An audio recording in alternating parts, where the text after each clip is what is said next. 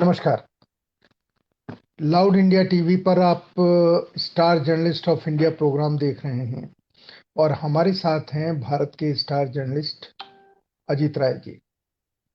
अजीत राय जी का स्वागत कर रहा हूं और ये अपेक्षा करता हूं कि अजीत राय जिस तरीके की पत्रकारिता कर रहे हैं उस पत्रकारिता के बारे में हमें बहुत समझा के बताएंगे, क्योंकि इनकी पत्रकारिता राजनीतिक पत्रकारिता नहीं है, बल्कि इन्होंने अब अपने को संस्कृति की तरफ मोड़ लिया है। और संस्कृति में भी हमारे देश के शायद अंग्रेजी हिंदी के गिने हुए ऊपर के 5 पत्रकारों में होंगे जिन्होंने विश्व सिनेमा को अपना विषय बनाया है और भारत में सिनेमा को अपना विषय बनाया है, संस्कृति को अपना विषय बनाया है। ये कई पत्रिकाओं के संपादक रहे और लगातार पागलों की तरह हर उस जगह पहुंच जाते हैं जहां पर सिनेमा को लेकर के बातचीत होती है, चर्चा होती है या सिनेमा को लेकर के कोई सार्थक योजना बनती है।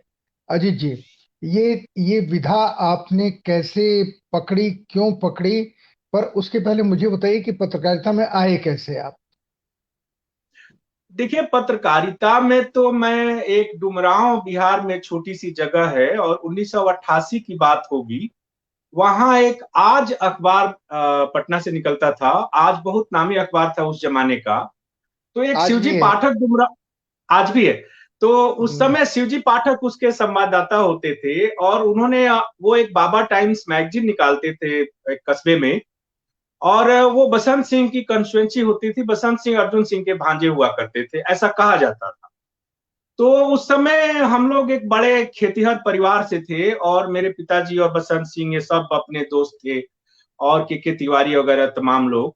तो उसमें एक गोष्ठी उन्होंने आजादी 15 अगस्त 88 को की, शिवजी पाठक ने। और उन्होंने एक न्यूज भेजी तो नेक्स्ट डे उन्होंने मुझे बताया कि तुम्हारा नाम अखबार में छपा है। अच्छा, मैंने मैंने पहली बार जब अखबार में नाम छपा हुआ देखा, और उन दिनों मैं बीए में पढ़ता था, तो मुझे अंदर से बहुत खुशी हुई। इस बात का अंदाजा आप इससे लगाइए कि पूरे भारतीय जनमानस में अखबार में छपी हुई चीजों के प्रति एक दीवानगी होती थी उस जमाने में। तो वहां से फिर उन्होंने बाबा टाइम्स में मुझे शिक्षा प्रतिनिधि बनाया, काम दिया। फिर बसंत सिंह एक दिन मिले और हुआ ये कि मैंने अपने गांव में वोट के बहिष्कार का निर्णय करवा दिया और कहा कि विकास हो नहीं रहा है, आप लोग वोट का बहिष्कार कर दीजिए तो आपका नाम अखबार में आ जाएगा। तो अब मेरे पिताजी खुद उनके मित्र थे और वो मेरे खिलाफ हो गए और मुझे नालायक घोषित किया गया, और लेकिन वोट का बहिष्कार हो गया। और हो उसके गया। बाद मैंने अखबारों में गांव का नाम छपवा दिया। तो बसंत सिंह मुझसे आए और कहे कि क्या यहाँ कुछ तुम करते रहते हो, चलो हिंदुस्तान में जाकर पत्रकारिता करो। तो बसंत सिंह के एक दूर के रिश्तेदार बालन, विद्याशंकर बालन या कुछ बालन जी थे, जो हिंदुस्तान में चीफ रिपोर्टर थे वहां पटना में। और उस समय सुनील दुबे एडिटर हुआ करते थे। तो उन्होंने कहा कि तुम हमारे लिए, हम तो जाओ और मिल लो बालन जी से। मैं बालन जी से मिला और बालन जी ने मुझे कहा कि कोई रिपोर्ट लिख कर दिखाओ। अब लिखने पढ़ने की तमन्ना थी तो लिख कर दिखाया, उनको अच्छी लगी, उन्होंने छाप दिया। और उसी दौरान हमारे गांव के बाहर एक नरसंहार हुआ था बहुत बड़ा। अच्छा, वो हम लोग चूंकि दबंग थे और हमें डर भय था नहीं, लेकिन मैंने देखा कि सारी क्राइम की रिपोर्टिंग उस समय पुलिस के वर्सन पर होती है। 95 क्राइम रिपोर्टिंग हमारे यहाँ वही होती थी जो पुलिस बताती थी पत्रकारों को। कोई जाता नहीं था। तो मैं जान की बाजी लगाकर उसमें, अंसारी गांव है जहां 3-4 लोग मारे गए थे और संजोग से वो राजपूत परिवार के ही लोग थे और नक्सलवादी थे और ये सब थे। तो वो रिपोर्ट लेकर मैं 100 किलोमीटर भागा भागा ट्रेन से हिंदुस्तान के दफ्तर पहुंचा। और वहां मैंने एडिटर को कहा कि ये स्पॉट रिपोर्टिंग है और ये लीजिए, ये कब कहीं नहीं छपी है। नेक्स्ट डे मेरा परमानेंट हो गया हिंदुस्तान में स्टिंगर के तौर पर, और मेरे बाईलाइन फ्रंट पेज रिपोर्ट छपी। उग्रवादियों की गोली से 3 भूस्वामी मरे। अब जितने भी ठाकुर और राजपूत लोग थे वो मुझे, मेरे ऊपर कहने लगे कि तुम नालायक हो, ये भूस्वामी कहां से हो गए, वो सब क्रिमिनल लोग हैं, ये सब था। वहां से मेरी पत्रकारिता की पटना में शुरुआत हुई। लेकिन उसके बाद जो उसका टर्न आया कि इब्बार रब्बी यहां से नवभारत टाइम्स से दिल्ली से पटना गए, और आलोक मेहता एडिटर थे नवभारत टाइम्स के। नवभारत टाइम्स उस जमाने का बिहार का एक नया नया अखबार शुरू हुआ था और सबसे मॉडर्न था, जहां लड़कियां भी काम करती थी। मैंने पहली बार पटना में लड़कियां नवभारत टाइम्स में काम करती थी। किरण शाहीन वहां थी मैगजीन एडिटर, और आलोक मेहता एडिटर थे, और इब्बार रब्बी न्यूज एडिटर। इब्बार रब्बी हिंदी के नामी कवि रहे हैं। उन्होंने मुझसे कहा कि तुम्हारी कल्चर में रुचि है और तुम थोड़ा कल्चर रिपोर्टिंग करो। तो गया से फिर मैं मगध यूनिवर्सिटी में थोड़े दिन गया, कॉलेज में था, तो वहां से उन्होंने नवभारत टाइम्स में ये सिलसिला शुरू हो गया। फिर मुझे अपने एमए का एग्जाम देना था, मैं इलाहाबाद यूनिवर्सिटी में आ गया साइकोलॉजी से पढ़ाई करने, फिर छूट गई पत्रकारिता। दोबारा फिर जब मैं दिल्ली आया एनसीईआरटी में, तो वहां पर फिर मैं एक दिन नवभारत टाइम्स मिलने गया, इब्बार रब्बी थे से, तो इब्बार रब्बी ने कहा, अरे तुम तो अच्छा लिखते थे, तुम लिखो। बात आई गई, मैंने एक दो फीचर लिखे, फिर भी मैं पढ़ाई में लगा बहुत। क्योंकि संतोष जी, एक चीज मैं मानता था कि आप जितने भी नालायक हो घर में, हम लोग नालायक घोषित थे, लेकिन यदि आपका एग्जाम में रिजल्ट आता है अच्छा, तो आपके साल भर की नालायकी हमारे घरों में माफ कर दी जाती है। तो मैं थ्रू आउट पहली कक्षा से डबल एमए तक, अब तो मैंने 2 विषयों में एमए किया, सब जगह मैं फर्स्ट क्लास था और कई बार मेरिट लिस्ट और यूनिवर्सिटी में टॉप कर गया था। तो पढ़ लिख कर फिर बाद में अच्युतानंद मिश्र मेरे जीवन में आए, और वो मेरे पिता और गुरु की तरह थे, और एनसीईआरटी पर एक रिपोर्ट मैंने फाइल की। मुझे लगा, उस समय क्रांतिकारिता का भाव था, मुझे लगा कि एनसीईआरटी देश के साथ धोखा कर रही है। भाई, आप शिक्षा में इतना बड़ा काम करने की कोशिश कर रहे हैं और आप लाखों रुपए केवल फालतू के अंग्रेजी के सेमिनारों में खर्च कर दे रहे हैं। तो वो रिपोर्ट नवभारत टाइम्स में अच्युतानंद जी ने ओके करके भेज दी। जैसा कि अखबारों में डेस्क पर होती है साजिशें, कि वो रिपोर्ट न्यूज एडिटर ने फेंक दिया कहीं कूड़े में। दूसरे दिन मैं तमतमाता हुआ नवभारत टाइम्स से ही दिल्ली गया, टाइम्स हाउस, और अच्युतानंद से बोला कि भाई, आपको रिपोर्ट नहीं छापनी थी तो आपने ली क्यों? कहा, अरे नहीं छपी। अच्युतानंद जी ने उस पर जांच बिठा दी। फिर वो ब्रोमाइड, उस जमाने में आपको याद होगा संतोष जी, ब्रोमाइड बनता था और पेज मेकिंग होती थी। तो ब्रोमाइड ढूंढ कर कूड़े के ढेर से निकाली गई और वो रिपोर्ट छप गई और उस पर संसद में सवाल हो गए, एनसीईआरटी। अब अच्युतानंद जी की छत्र छाया में उन्होंने मुझे पूरा नवभारत टाइम्स का, और बहुत सारे उन्होंने मुझसे बहुत सारे काम करवाए, बिजनेस रिपोर्टिंग, तरह तरह की रिपोर्टिंग, यहाँ तक कि विश्वनाथ प्रताप सिंह वाली भी एक आर्टिकल मैंने ही लिखा था उनसे बातचीत करके, आप उस समय गवाह हैं। तो वहां से ये हमारी शुरू हुई। लेकिन असली कल्चरल जर्नलिस्ट प्रभाष जोशी जी के साथ शुरू हुई जब मैं जनसत्ता में पहुंचा। और उस समय भी आप देखिए, राहुल देव मुंबई से दिल्ली आए थे और जनसत्ता के कार्यकारी संपादक बने थे। राहुल देव का ये मानना था कि हिंदी के अपने नायक होने चाहिए। अब उसमें कैसे होंगे? उस समय तक संतोष जी, पर्सनालिटी जर्नलिज्म हिंदी में नहीं होती थी, 96 तक अंग्रेजी में होती थी। तो राहुल देव ने कहा कि एक कवर स्टोरी से हम लोग इसको प्लान करते हैं, और एसपी सिंह पर एक कवर स्टोरी प्लान की गई, सुरेंद्र प्रताप सिंह पर। अच्छा, मैं एसपी सिंह का मैंने नाम सुन रखा था, सब कुछ था, लेकिन उन्होंने मंगलेश डबराल से कहा कि अजीत राय को ये जिम्मेदारी सौंपो कि वो एसपी सिंह के साथ एक सप्ताह बिताएं और कवर स्टोरी लिखे सुरेंद्र प्रताप सिंह। पूरा जनसत्ता के पूरे मैगजीन के एक पेज और आधा पेज कैरी किया थीम पर।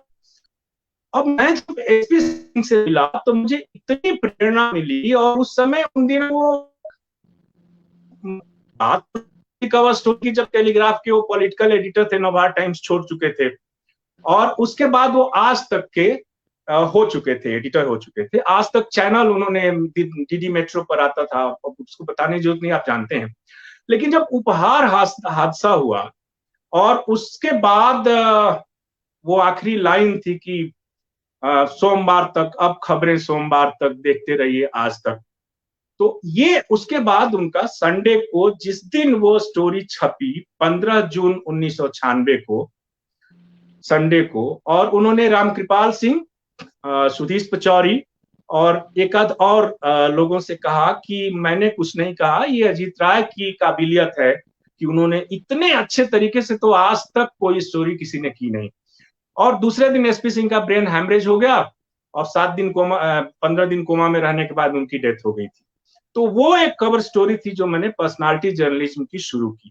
बाद में मैंने इंडिया टुडे के अशोक कुमार को आइडिया दिया कि एक लेखकों पर सृजन संवाद करके कॉलम आना चाहिए, जिसमें उनका व्यक्तित्व भी हो, कृतित्व भी हो, और एक मैंने चार्ट की तरह उसमें सब कुछ हो, लोगों को मिले कि वो लेखक क्या कर रहा है। और उसका न्यूज वैल्यू होना चाहिए। मान लीजिए किसी को ज्ञानपीठ मिल गया, किसी को अवार्ड मिल गया साहित्य अकेडमी, तो वो इंडिया टुडे। तो इंडिया टुडे और जनसत्ता में मैंने हिंदी में पहली बार पर्सनालिटी जर्नलिज्म शुरू किया और उसमें अपनी मास्टरी हासिल। फिर जब राष्ट्रीय सहारा में हस्तक्षेप शुरू हुआ 4 पेज का, तो उस समय विभांशु दिव्याल एडिटर थे, दिलीप चौबे, अरुण पांडे और ये सब थे।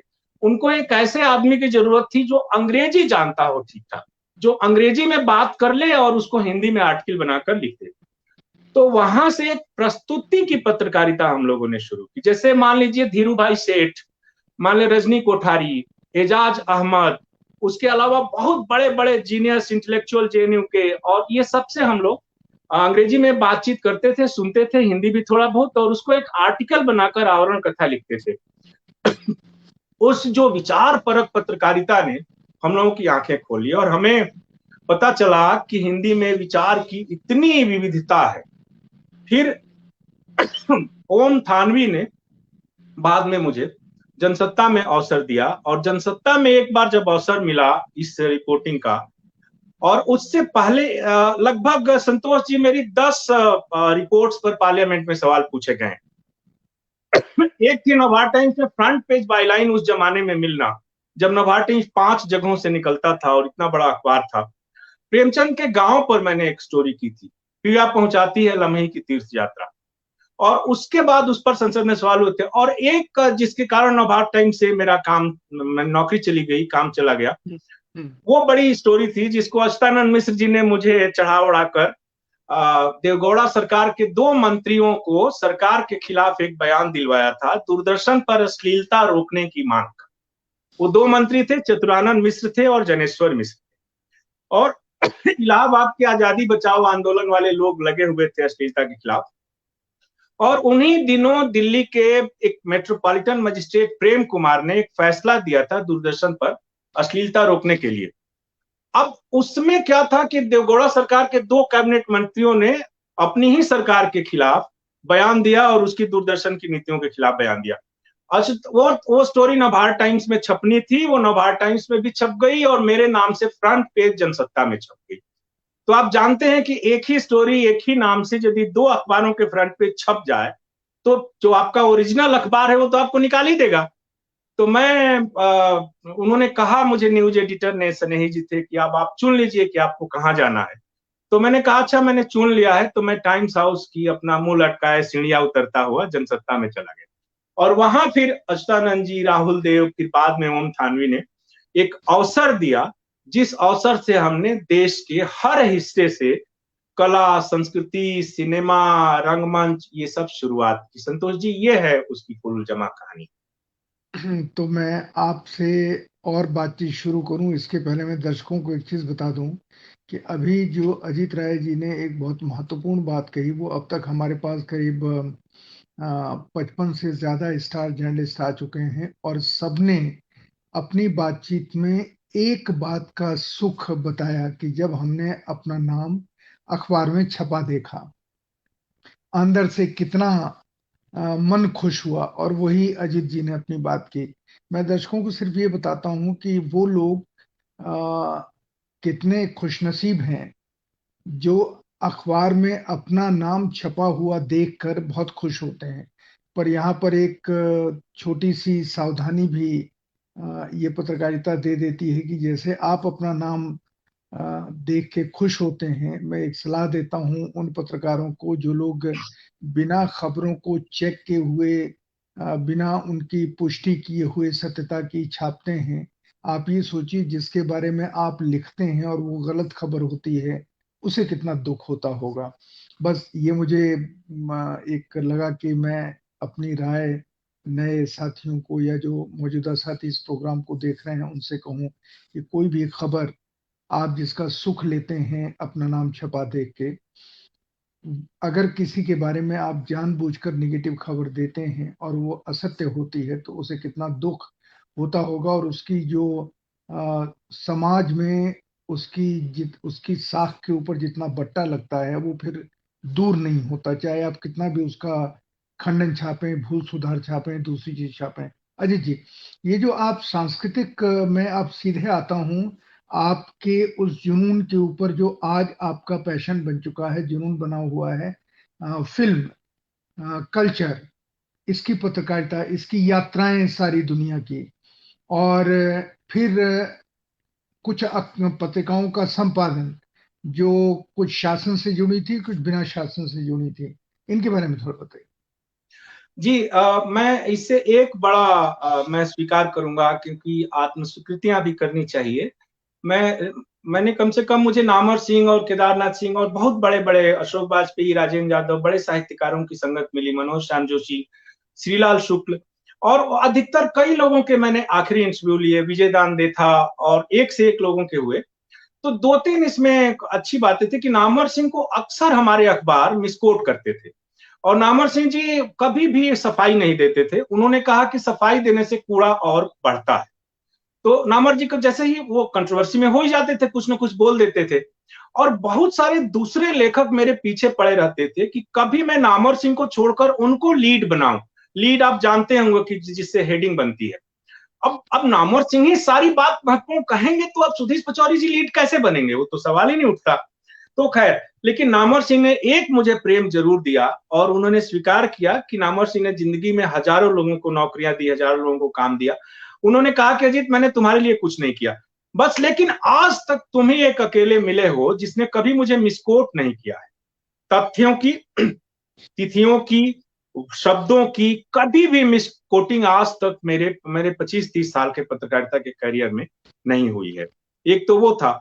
दूसरा था कि मुझे रामगोपाल बजाज मिले राष्ट्रीय नाट्य विद्यालय में अचानक, और प्रयाग शुक्ल के द्वारा। प्रयाग शुक्ल हमारे नवा टाइम्स में कल्चर के हेड हुआ करते थे। तो उन्होंने कहा कि आपने साहित्य की रिपोर्टिंग बहुत कर ली, अब चलिए थिएटर की कर लेते हैं।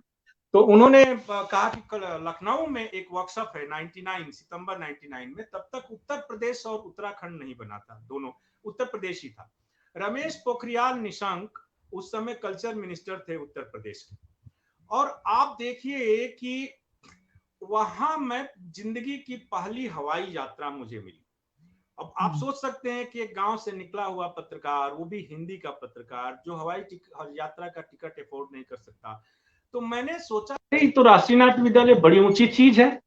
तो मेरे घर टिकट आ गया हवाई जहाज का। मैंने पहली बार हवाई यात्रा की, तो मैंने कहा कि ये तो बड़ा सुख है पत्रकारिता में, रंगमंच की पत्रकारिता में। तो लखनऊ में गया, लखनऊ से मैंने रिपोर्ट फाइल की। हेमंत शर्मा हमारे ब्यूरो चीफ वहां होते थे जनसत्ता में। और फिर मैं आ गया, और फिर मैंने कई रिकॉर्ड बनाए उस तरह से। जैसे आपने, संतोष जी, एक आपको सुनकर आश्चर्य होगा कि हिंदी में लगातार 25 दिन नाट्य समीक्षा करने का रिकॉर्ड एक वर्ल्ड रिकॉर्ड। किसी भी थिएटर के क्रिटिक ने दुनिया के किसी भी देश में विदाउट ब्रेक 25 दिनों तक नाट्य समीक्षा छपी, जनसत्ता ने छापी 2009 में। और आप सोचिए कि उस जमाने में फैक्स से हम लोग रिपोर्ट भेजते थे, जाड़े की कम 3 डिग्री टेम्परेचर था, और एक बार फैक्स मशीन फेल हो गई तो मैं रात को 1 बजे, पेज रुका हुआ था, मंडी हाउस से ऑटो करके कांपते हुए जनसत्ता के दफ्तर नोएडा पहुंचा था। और मुझे यही जुनून था कि ये ब्रेक नहीं होना चाहिए। उसी तरह कान फिल्म फेस्टिवल में 1918 में 1 जर्नलिस्ट 1 इवेंट एंड 75 रिपोर्ट्स, ये भी वर्ल्ड रिकॉर्ड है। किसी भी दुनिया के एक जर्नलिस्ट ने एक इवेंट की 75 रिपोर्ट नहीं जिसकी छपी है। तो ये 2 वर्ल्ड रिकॉर्ड हम लोगों के खाते में आए। तो थिएटर का हो गया। उसी तरह थिएटर में 2002 में अंकुर जी मुझे पूना ले गए, और बॉम्बे, और राष्ट्रीय नाट्य विद्यालय में मुझ पर 5-6 लाख रुपए खर्च किए संतोष जी, और उसने मुझे हवाई जहाज से सारे देश में भेजा। मैंने करीब 200 थिएटर डायरेक्टर के 1000 प्रोडक्शंस देखे, और मैंने 2000 मेरी थिएटर रिव्यूज अभी तक छप चुकी हैं सब जगह। उन्होंने वहां जहां हम होटल में रुके थे, तो देखिए चमत्कार कैसे घटित होता है जिंदगी में। तो उसके बगल में कैंपस देखकर मैंने अंकुर जी से पूछा कि अंकुर जी ये क्या है। तो उन्होंने कहा कि ये FTII है, और मैं 2002 तक FTII कुछ नहीं जानता था। सॉरी, 2003 की बात है ये। तो उन्होंने कहा, तुम नहीं जानते FTII, film and television institute of India, ये दुनिया का सबसे नामी इंस्टीट्यूट में से एक है, और यहाँ से 100 सैकड़ों बड़े उम्दा फिल्म मेकर पैदा हुए हैं। तो मैंने कहा अच्छा। तो एक विद्यानिधि प्रसाद बनारस से अमेरिका से आया था, उनका चेला जिसने हमें होस्ट किया था, उसने कहा कि जी आप एक कोर्स कर लीजिए, सर्टिफिकेट कोर्स है। तो कहा कि कैसे होगा। वो मुझे बाइक पर बिठा कर ले गया, फोटो खिंचवाई, तब तक दिन के 2 बज गए, लास्ट डेट थी और बैंक ड्राफ्ट 200 रुपये का बन नहीं सकता था। वहां जो महाराष्ट्र में जो कल्चर है, जो मदद करने का, हमारी दिल्ली का ऑफिस होता तो बाबू भगा देता मारकर हम लोगों को। उस लेडी ने कहा कि mister Raj, don't worry, you give me 200 rupees and I will make a bank draft for you on Monday and submit to the firm, I will send you to the receipt. ऐसा कहा उस lady ने। मेरा admission अंकुर जी ने FTII Pune में करा दिया।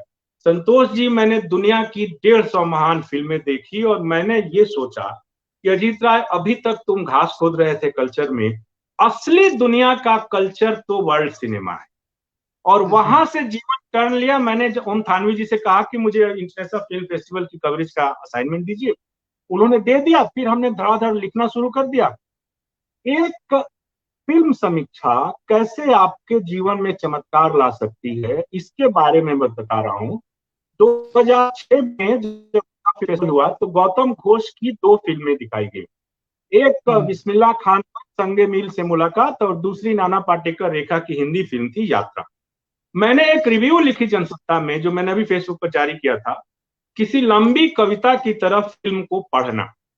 अब एक तो ये भी अपने आप में लगता है कि आप किसी कविता की तरह फिल्म को पढ़ें और उस पर रिव्यू लिखें। उसको मैंने गया में संजय सहाय के घर पर बिहार फिल्मोत्सव के लिए थानवी जी ने मुझे कवरेज के लिए भेजा था। इस 20 दिसंबर को गौतम घोष को मैंने पढ़कर सुनाया।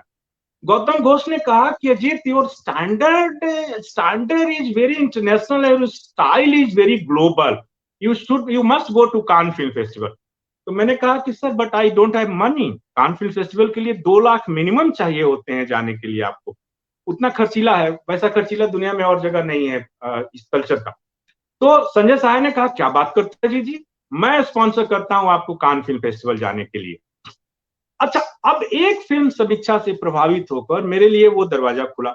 लेकिन दुर्भाग्य मेरा ये था और लालच भी मेरे मन में इतने थे कि उसी साल वर्ल्ड हिंदी कॉन्फ्रेंस हो रही थी वहां न्यूयॉर्क में, और मुझे संजय जी की शादी थी। तो मैंने संजय जी के उस धन के वरदान को कान फिल्म फेस्टिवल में इस्तेमाल करने की बजाय अमेरिका में इस्तेमाल किया। और फिर संजय सहाय ने मुझे अमेरिका में 1 महीना होस्ट किया। मैंने यूनाइटेड नेशन में भाषण भी दिया और वहां सारा वर्ल्ड हिंदी कांग्रेस हुई थी और हम लोगों ने वहां मैगजीन भी निकाली। अशोक चक्रधर एडिटर थे, मेरा नाम मंत्री के नीचे छपता था उस बुलेटिन में। आनंद शर्मा मंत्री थे उस समय, विदेश राज्य मंत्री। और फिर आनंद, उसमें फिर हम लोग टाइम्स स्क्वायर पर मस्ती करते, तो वहां मैंने पूरा अमेरिका ठीक से देखा। दुनिया की जो सिनेमा और आर्ट को जो मान्यता देने वाली सबसे बड़ी संस्था है, जिसको कहते हैं मोमा, जिसने सत्यजीत रे की फिल्म रुक गई थी पाथेर पांचाली, उसमें $10,000 दिया था और फिर सत्यजीत रे का वर्ल्ड प्रीमियर किया था। जिस कारण से सत्यजीत रे हुए, महान हुए, उस संस्था में मैं देखने गया। जयशंकर गुप्ता थे, बहुत सारे लोग, इन लोगों के साथ हम लोग न्यूयॉर्क टाइम्स देखने गए और घूमे, तो वो नहीं हुआ। फिर मैं जब दूरदर्शन की मैगजीन का एडिटर बना, त्रिपुरारी शरण ने मुझे बनाया दृश्यांतर का 2013 में, फिर मेरे एक मित्र थे हैं अनुज गर्ग, जिनका मीडिया कॉलेज चलता है, उन्होंने कहा कि हम कान फिल्म फेस्टिवल को आपको स्पॉन्सर करते हैं। अच्छा, यहां तब तक मेरी सभी संपादकों से लड़ाई उड़ाई हो चुकी थी, जैसे कि होता है, आप जानते हैं दिल्ली में। तो यहां से मुझे कौन ऑथराइज करता। तो फिर हमारे एक मित्र थे, अभी भी हैं, जो नवभारत टाइम्स मुंबई के एडिटर हैं, सुंदर चंद ठाकुर। तो मैंने सुंदर चंद ठाकुर के यहाँ गया और मैंने मिला कि सुंदर, क्या तुम मुझे कान फिल्म फेस्टिवल के लिए नवभारत टाइम्स की ओर से मुझे अधिकृत कर सकते हो, लेकिन टाइम्स ऑफ इंडिया का लेटर हेड होना चाहिए, जिससे कि मुझे टॉप प्रायोरिटी का बैच मिल जाए, वहां प्रेस बैच। तो उसने कहा ठीक है, कर ले। फिर उन्होंने रामकृपाल सिंह को नोट भेजा। रामकृपाल सिंह मुझसे मिले और रामकृपाल सिंह ने फिर मेरे लिए ये बहुत बड़ा दरवाजा खोला कान फिल्म फेस्टिवल का। और मुझे वहां जी कान में 5,000 जर्नलिस्ट हैं।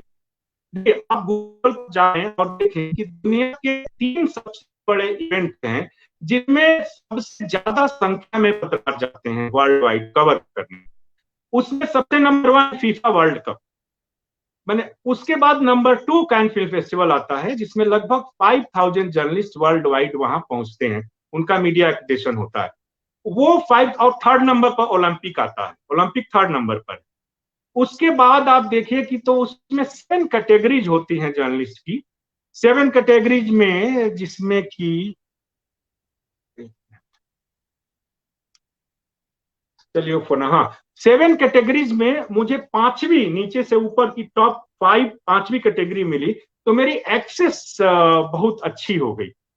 वो टाइम्स ऑफ इंडिया का प्रताप था और काम था। तो 13, 14, 15, 16, 4 साल तक मुझे पांचवी कैटेगरी मिली।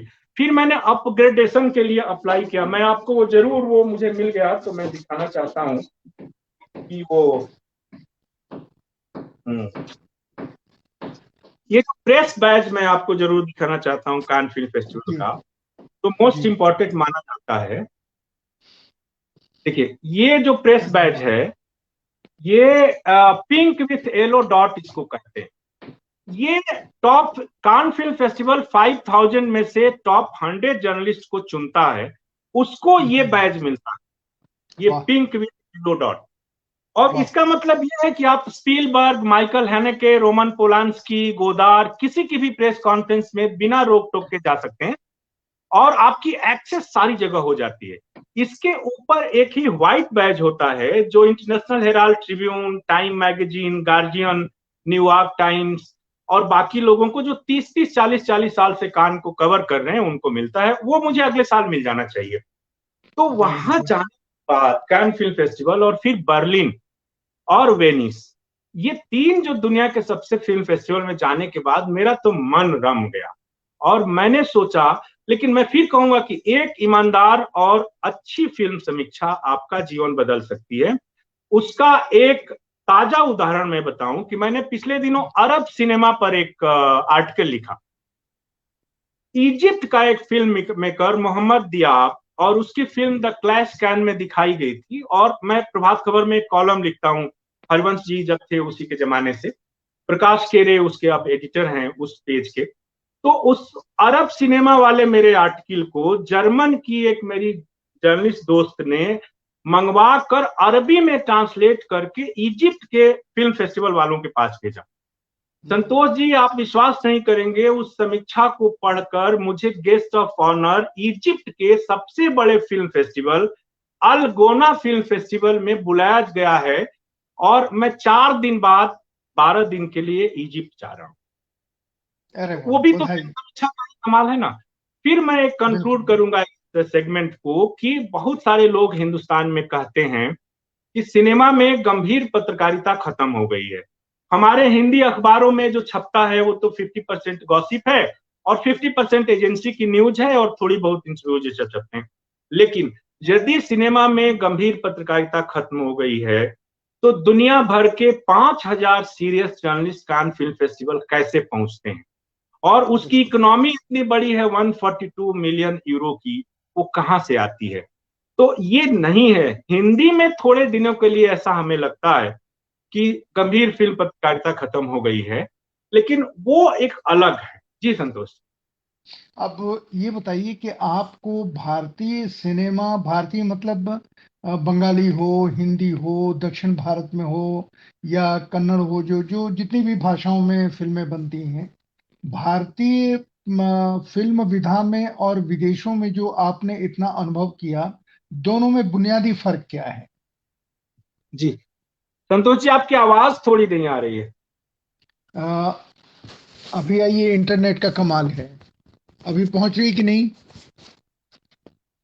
आप बोलिए। अपना, मेरी आवाज आ रही है?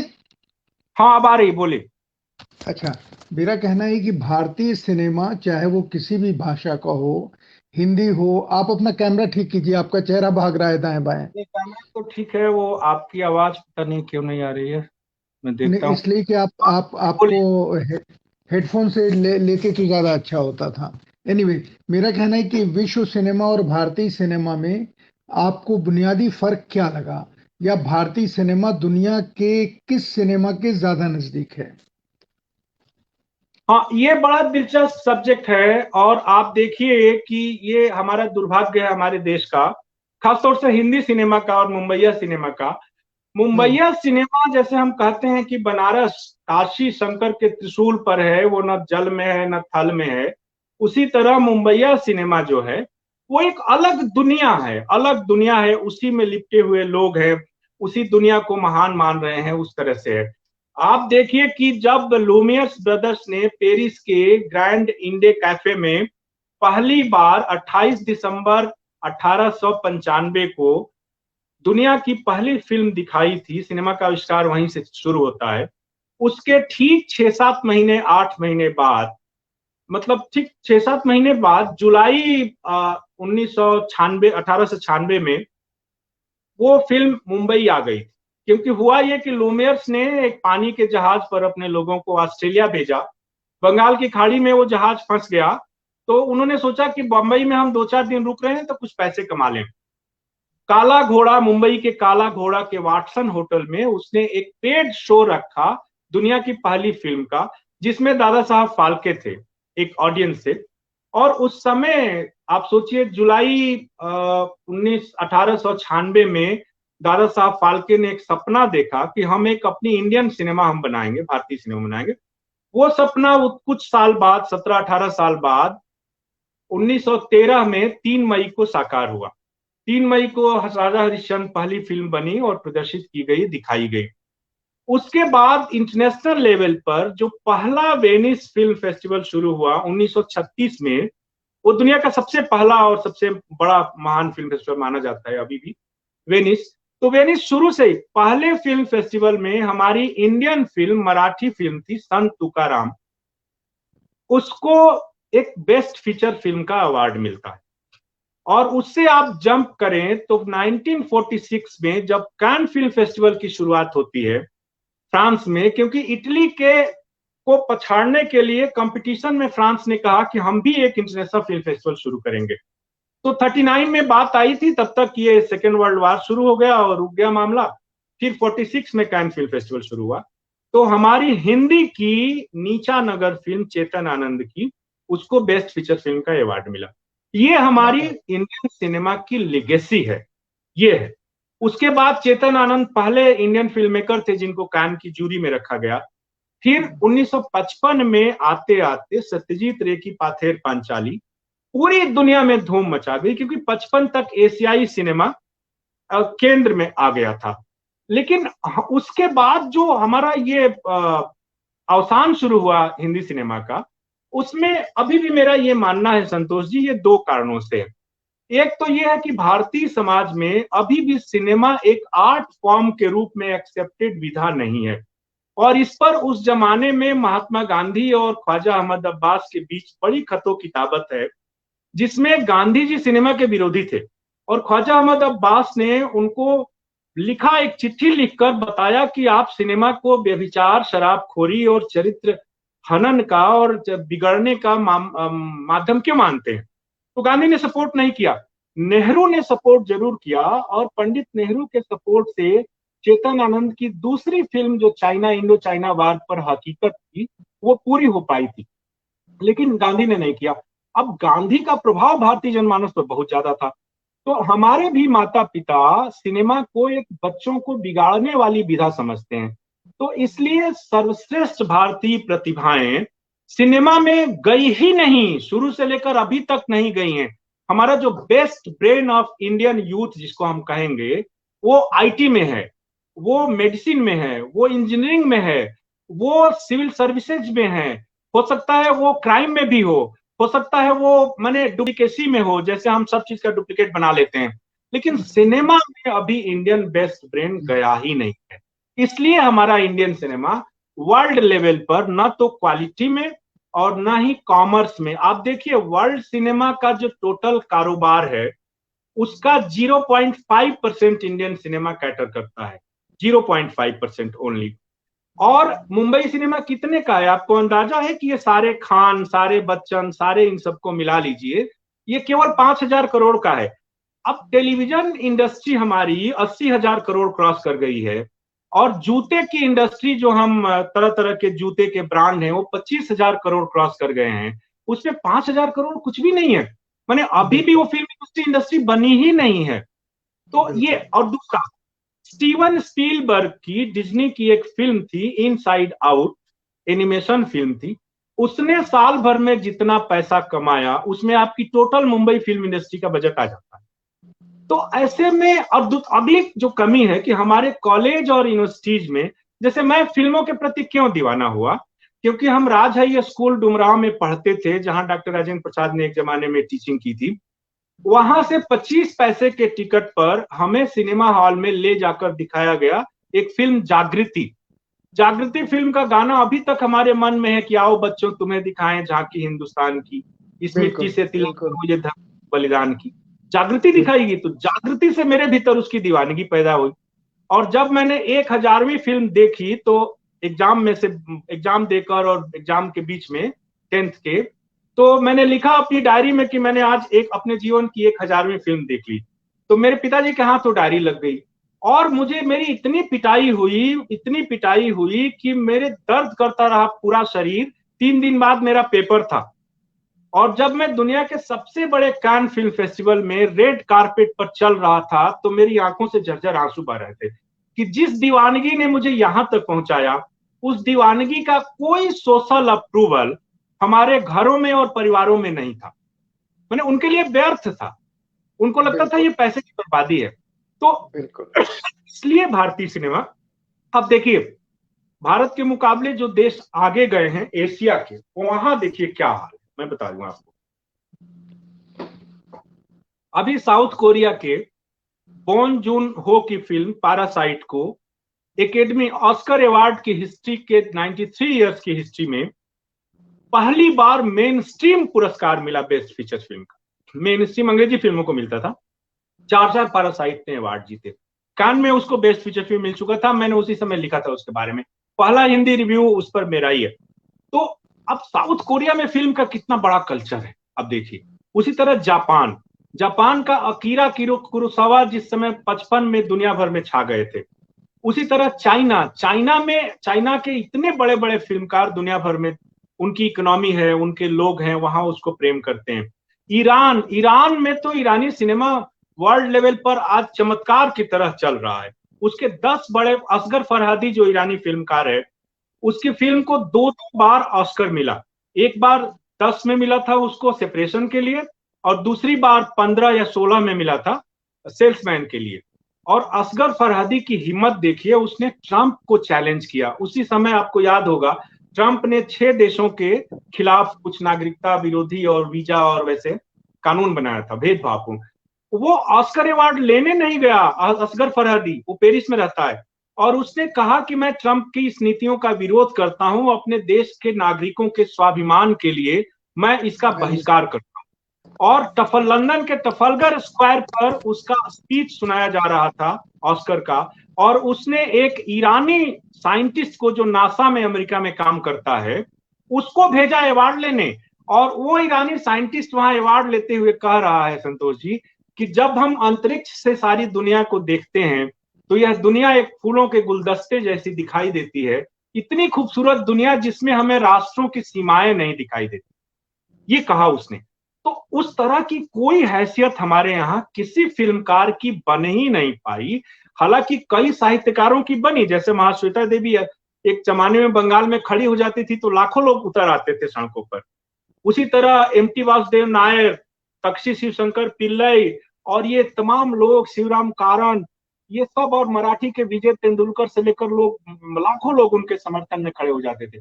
आज एक फिल्मकार ऐसा नहीं है जो सड़क पर किसी कॉज के लिए उतरे और लाखों जनता उसके पीछे दीवानी हो जाए। जो टेलीविजन पर दीवानगी आपको दिखाई देती है वो नकली है, वो पीआर एजेंसीज की देन है, वो असली नहीं है। क्योंकि हमारे हिंदुस्तान के हिंदी सिनेमा के किसी फिल्म मेकर में वो हैसियत नहीं है, वो गट्स नहीं है जो इस देश की जनता के स्वाभिमान के लिए कुछ भी त्याग करने को। आज पैसे ने उसको इतना करप्ट बना दिया है, पैसा ही उसका भगवान है, और उसके लिए वो कुछ भी, वो राष्ट्रवाद को, धर्म को, ये सच्चाई को, सत्य को, अहिंसा को, सबको बेचने को राजी है। तो ये एक माहौल है, इसमें आप कैसे उम्मीद करते हैं कि भारतीय सिनेमा दुनिया भर में कुछ कर जाए? अजीत जी, जिस पैशन के साथ आपने इस विधा को अपनाया और जिस पैशन के साथ आप सारी दुनिया में घूमे, आपके अलावा भारत में कोई और पत्रकार आपको याद है जो इसी तरीके से घूम रहा हो और विश्व सिनेमा को देख रहा हो, रिपोर्ट कर रहा हो? इस पर भी मैं कान फिल्म फेस्टिवल के इंडियन पैविलियन में, वहां भारत सरकार करोड़ों रुपए की लागत से एक पंडाल लगाती है अपना कान में, और वो उसमें कोई खास होता नहीं है, अब तो केवल सरकारी ऑफिसर्स उसमें दौरे करते हैं। लेकिन हम लोगों को एक इंडियन से मिलने जुलने का अवसर मिल जाता है उसमें। और वहां एक पेरिस में ऋत्विक बैनर्जी नाम का नौजवान जर्नलिस्ट आया, उसने मेरा प्रेस बैग देखा और उसने कहा कि हासिल कर सकते, उसको उसके तरीके बताया। और मैंने कहा कि मैं चाहता हूं कि हमारे देश के सैकड़ों जर्नलिस्ट इसी हाई प्रायोरिटी बैच में, मैंने उसको बताया, सुदीप सोनी है, बंबई का है, देश के कई जर्नलिस्ट नौजवान आते हैं, तो मैं कहता हूं कि ऐसे पैसे बचाओ, ऐसे तरीके हैं, ऐसे एक्रेडिटेशन कराओ और इस तरह से तुम जा सकते हो। अंग्रेजी में दुर्भाग्य से एक अलग तरह की मानसिकता है कि किसी को नहीं बताना है कि क्या हो रहा है, क्या ज्ञान है। तो और मुझे भी करीब 3 महीने बड़े अंग्रेजी के जर्नलिस्ट से, एक तो है, नाम नहीं लूंगा, उनसे मैंने जानना चाहा कि कैन फिल्म फेस्टिवल, बहुत ये 10 साल 15 साल पहले की बात है, उन्होंने मुझे गुमराह किया, बताया नहीं, धोखे दिए। उनको लगता था कि उनकी पोजीशन कोई छीन लेगा। लेकिन आप देखिए, हिंदी में अभी भी लोग एक दूसरे की मदद करते हैं, बताते हैं, और वो कहते हैं कि ये तरीका है, ये बताओ भाई। तो अभी मुझे लगता है कि हिंदी में तो मुझे और कोई दूसरा इस देश में दिखाई नहीं देता। नहीं दिख रहा बस है। 2 लोग हैं, एक हैं गौतम भास्करन, बहुत जमाने से, वो 30 साल से कैन फिल्म फेस्टिवल कवर कर रहे हैं, अंग्रेजी के पत्रकार हैं, वो चेन्नई में रहते हैं। और एक है वो गौतम भास्करन ही सबसे सीनियर हैं और सबसे जानकार हैं जो वहां जाते हैं। उसके बाद ये जो विधु विनोद चोपड़ा की पत्नी हैं, अनुपमा चोपड़ा, ये जब एनडीटीवी में थी तो मैंने इनको देखा था, और अब तो इनका अपना ही ब्लॉग है। तो अनुपमा चोपड़ा, और अनुपमा चोपड़ा को थोड़ा सा अंतर्राष्ट्रीय सिनेमा का ज्ञान है, और सिनेमा की पत्रकारिता में जो बहुत दिग्गज इस समय हैं, उनका नाम है, जिनको हम लोग अपना रोल मॉडल समझते हैं, जयप्रकाश चौकसे, जो कि इंदौर में रहते हैं, और दैनिक भास्कर में पिछले 30 सालों से डेली एक कॉलम लिखते हैं अपना पीस।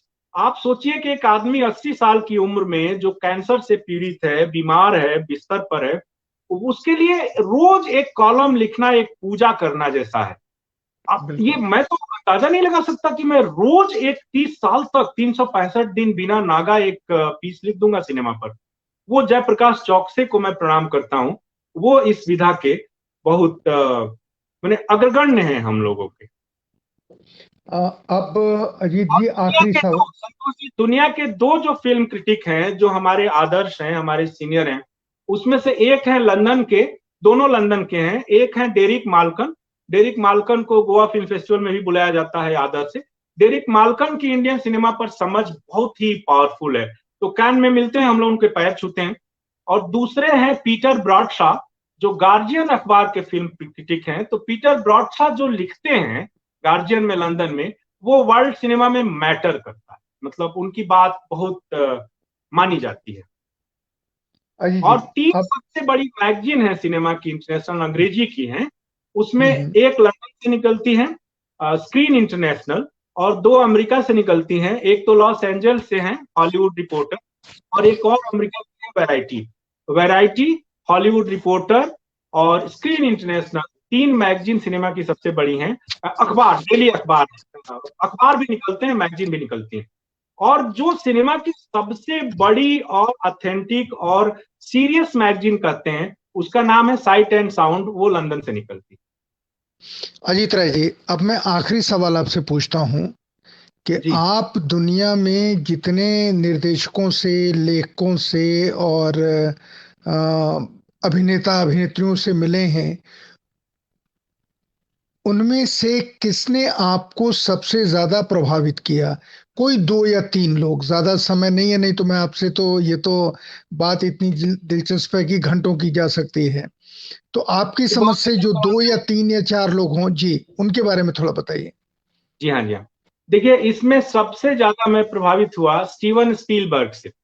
स्पीलबर्ग की फिल्म शिंडलर्स लिस्ट हर हिंदुस्तानी को जरूर देखनी चाहिए। और 93 के international film festival of India में बॉम्बे में वो पहली बार इंडिया में दिखाई गई थी। अब मुझे मुझे स्पीलबर्ग फिल्म के बारे में मुझे अभी फिल्म के बारे में मुझे मुझे व्यक्ति के बारे में बताइए, फिल्म के बारे में नहीं। जिनसे आप मिले हैं। स्पीलबर्ग हॉलीवुड पर राज करते हैं। और स्पीलबर्ग की अभी जब उन्होंने बच्चों के लिए एक फिल्म बनाई थी बिग फ्रेंडली जाइंट, तो उन्होंने रिलायंस के साथ 5,000 करोड़ का एक कॉन्ट्रैक्ट किया था।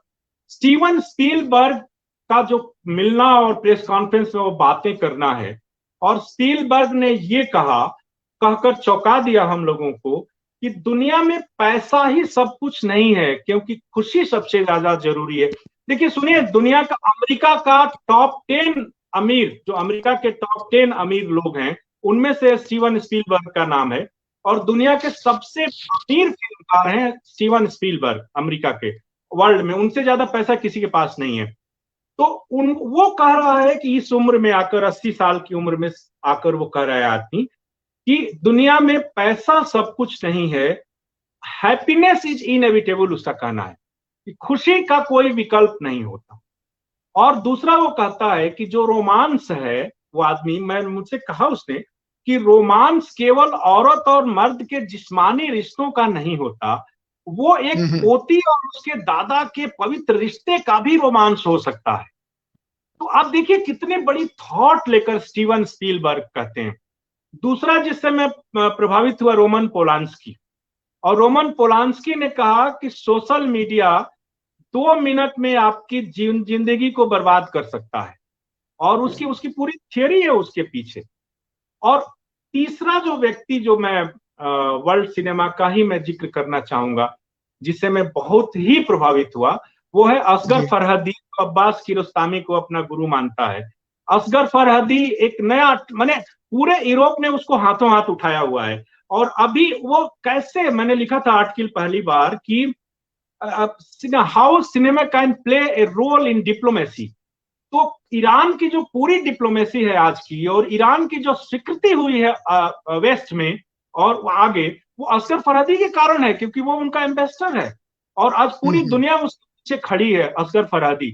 और वो सिंपल सिंपल चीजों को लेकर और वो फिल्में बनाता है, और उस तरह से उससे मैं मिलकर बहुत प्रभावित हुआ। फिर इसके साथ एक और फिल्म मेकर है माइकल हैनेके। माइकल हैनेके को हवाई जहाज से चढ़ने से फोबिया है। मैंने यहाँ ऑस्ट्रिया ऑस्ट्रिया के एम्बेसडर से कहा कि हम लोग दिल्ली में बुलाना चाहते हैं, तो वो कह रहे हैं कि उसको वो नहीं आ सकता, क्योंकि दिल्ली में हम कार से कैसे उसको ले आएंगे, वो हवाई जहाज तो चढ़ ही नहीं सकते। माइकल हैनेके की फिल्म अमोर, जिसको ऑस्कर मिला और सब कुछ हुआ, हैप्पी एंड, और इतना बड़ा, मैंने ये सब लोग संतोष जी सिनेमा के खुदा माने जाते हैं आज की दौर में। और एक से मेरी वर्चुअल मीटिंग हुई, क्योंकि वो हम्म। पेरिस से निकल नहीं सकते हैं। उनका नाम है Jean Luc Godard. Godard 59 Breathless से। गोदार ने 3 बार Oscar award, lifetime Oscar award लौटाया था, क्योंकि वो अमेरिका के विरोधी थे, अमेरिकन फिल्म मेकिंग स्टाइल के। और गोदार ने आखिरी में स्वीकार किया, उसको एक्सेप्ट किया। और गूगल पर सबसे ज्यादा एंट्री जालू गोदार के बारे में है, जो सारे फिल्म स्कूल में पढ़ाए जाते हैं, अभी जीवित हैं। और गोदार, आप सोचिए कि एक आदमी 88 साल की उम्र में ये कह रहा है कि जब तक मेरी आंखें देख काम करेंगी, मेरे हाथ पांव चलेंगे, मैं फिल्में बनाऊंगा। ऐसा क्या है। बात। ये लोग क्या बात। हैं जो सिनेमा के आदर्श हैं आज के जमाने में, और इनके इनके पीछे सारी दुनिया खड़ी। ये सिनेमा के ही नहीं, जिंदगी के भी आदर्श लोग हैं, ऐसा आप कह सकते हैं, क्योंकि हर एक को प्रेरणा देते हैं। अजीत जी, अब आखिरी कमेंट भारतीय सिनेमा के भविष्य को लेकर के कीजिए, फिर हम इस प्रोग्राम को अभी समाप्त करते हैं। और आपको फिर दूसरे प्रोग्राम में बुलाएंगे, जिसमें हम पर्सनालिटियों के बारे में जानना चाहते हैं, जिन्होंने इतिहास बनाया, जिसका आपके पास खजाना है।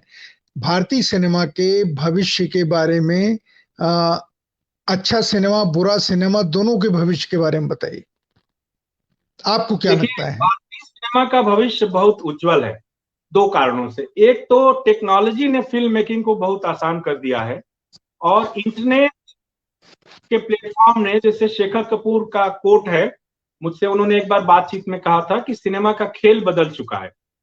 तो अब जो हजारों हजार नौजवान देश से पढ़ लिख कर अच्छे से अच्छी प्रतिभा वाले नौजवान सिनेमा में आ रहे हैं, वो आएंगे और वो ऐसे कंटेंट लेकर आएंगे कि content will be the star. मैंने लिखा था कई बार अपने आलेखों में कि 10 साल बाद सुपरस्टार्स और स्टार सिस्टम इंडियन सिनेमा से खत्म होने जा रहा है, और ये थिएटर खत्म हो जाएंगे लगभग आपके जितने ये चल रहे हैं 10 साल बाद।